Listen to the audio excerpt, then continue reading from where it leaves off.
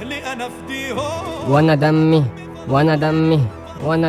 ولا بس يا ابني انت اقفل البتاع ده. الله جرى يا شناوي، مش عارف انت بأني عين بتعمل اللي بتعمله ده عين ان انا جبت الجون يا شناوي وكمان اتأهلنا، وهو ده منظر تأهل؟ ده منظر ماتش تفرح بيه وتعمل اللي بتعمله ده؟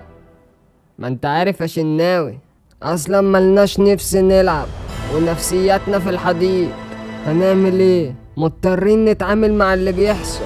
غلط، لو مش قادر تلعب يبقى ما تلعبش، انما انت لازم تفضل قوي وقادر تواجه.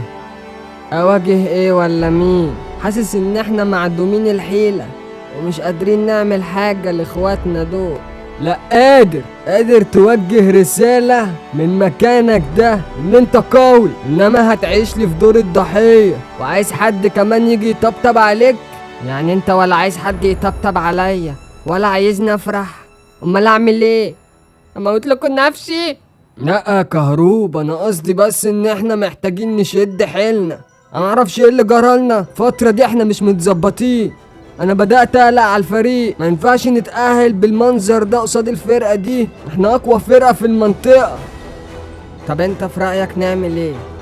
احنا في الوضع ده دورنا احنا اللي ندعم، ان احنا مش ناقصين دعم، احنا ورانا جيش كبير، جيش الاهلي ده كفيل ان هو يغطي نور الشمس، قايم معانا بالواجب، عمرهم ما قصروا معانا وما ينفعش نقصر معاهم.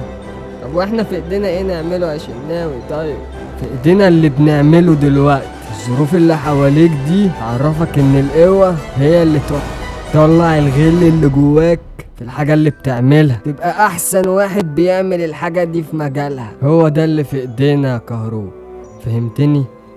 فهمتك يا شناوي. انا بس كنت عايز افرح شوية، افك نفسي من اللي فيه، افك نفسي من نفسية الزفت اللي انا فيها بقالي كام يوم. لا اجمد كده، امال اجمد، ركز في الكلام اللي قلتهولك دلوقتي وفكر فيه كويس.